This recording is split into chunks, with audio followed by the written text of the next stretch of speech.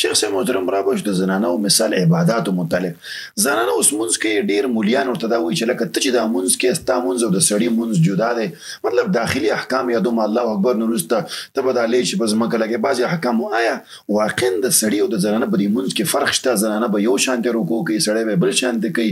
لاسونه همداسې مسلې کې وضاحت وشي زنانو دپاره شیخ صاحب محترم د زنانو مانځه ته به صرف راشو نور احکام نه یادو په مانځه کې د زنانه دپاره دوه قسمه احکام دي یو ته داخلي احکام وي بل ته خارجي احکام وي په خارجي احکامو کې د مانځه نه بهر چې کوم احکام دي په دې کې د زنانه او د سړي فرق شته لکه د مثال په تور په سړي اذان شته په زنانه نشته په سړي اقامت شته په زنانه نشته په سړي باندې جمع فرض یا واجب ده بنا غ د علماء اختلاف پکې دي خو لازم ده بغیر د عذر به جمع نه پریدي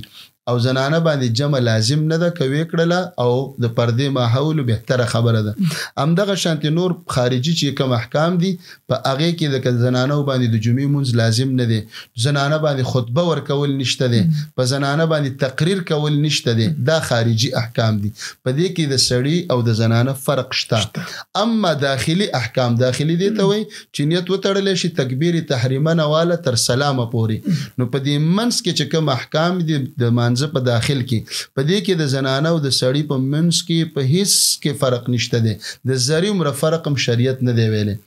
دا زمونږ د مولیانو وروسته جوړه کړې ده دا جوړه شوې خبره ده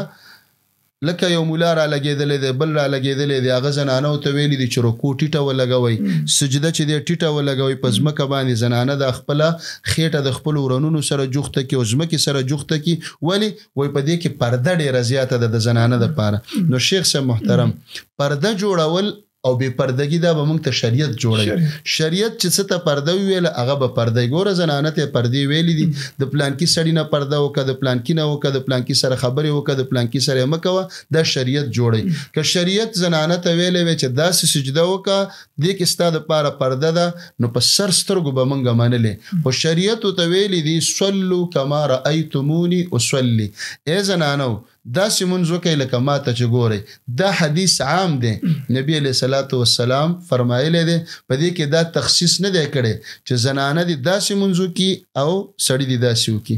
بله دا د شیخ صاحب په ذخیره د احادیثو کې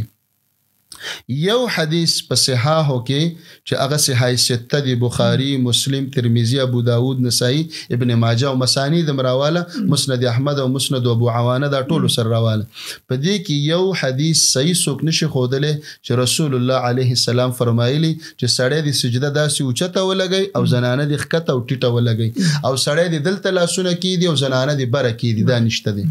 ما یو فتوا کتله د دې بینوري ټاون بینوري جامعې ته یو زنانه ته تپوس کړی دی چې تاسو موږ له د دې خبرې په باره کې فتوا راکئ چې زنانه به سجده ټیټه لګوي ښکته به یې لګوي د ځمکې سره به یې اواره لګوي او سړی به یې اوچته لګوي په صحاحو کې د دې دلیل شته که نه زنانه تپوس داسې کړی دی په صحاحو کې دلیل شته که نه نو مفتي صاحب په فتوا کې غوسه شوی دی ورته یې ویلي دي چې یا خوري دا ستا تپوس نامناسبه دی داسې مه وایه چې په صحاحو کې دلیل شته که نشته دی داسې ووایه چې چرته کوم کتاب کې راغلي دي که نه دي نو بیا یې ورته ویلي دي چې په صحاحو کې د حدیثو په کتابونو کې زنانه دپاره داسې حدیث خو نشته چې ټیټه سجده ولګوه او لاسونه بره کېده خو بهشت زیور کې شته دی بهشت زیور د اشرف علي صاحب یو مولا کتاب دی چې دروغ پکې د حد نه ډېر دي موضوعات پکې د حد نه ډېر دي او په شمار پکې څو حدیثونه هم راوړي دي څه پکې صحیح دي څه پکې ضعیف دي نو ته ګوره چې جامعه بنوریه چې یو نوم لري هغه ته دا پته ده چې په احادیثو کې د زنانه او د سړي د مونځ د فرق حدیث نشته نو حواله په کوم ځای ورکړي د زنانه ته ویلي دي ته بهشت زیور وګوره د عام پښتنو زنانو ته جنتی کاله وي دا وګوره نو داسې چرته په حدیثو کې نشته دی بل موږ تاسو یو تجربه ز تاسو ته وایم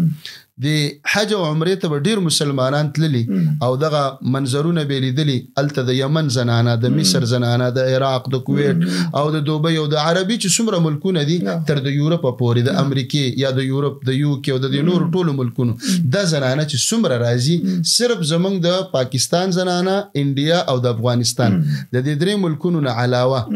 د نوري دنیا عربي دنیا یورپي دنیا او د امریکې زنانه چې څومره راځي او مونږ کوي سجده د سړو په شانتي ده قیام د سړو په شانتي دی رکوع د سړو په شانتي ده نه رکوع کته ده نه سجده بالکل د سړو په شانتي ده ولی په عربو کې محمدي دین ژوندې ورکشوي خو نه دی کنه کم دین چې رسول الله علیه السلام زنانو ته خودل او کوم منځ ته خودل امق ژوندې دي په نور دنیا کې ژوندې دي زمونږ په دې ملکونو په دلته په دې ملکونو کې په مذهب د پاسه شوی دی مذهب په د پاسه شغه محمدي دین لاندې شه مذهبي دین د پاسه شه د مولوی صاحب دین راغه مولوی صاحب او امام صاحب خلکو ته ویلي دي چې زنانه دي داسې کوي او سړی دي داسې کوي نو دا مې تاسو ته یو واقعي تجربه مو ویله اوس براشو دلیل ته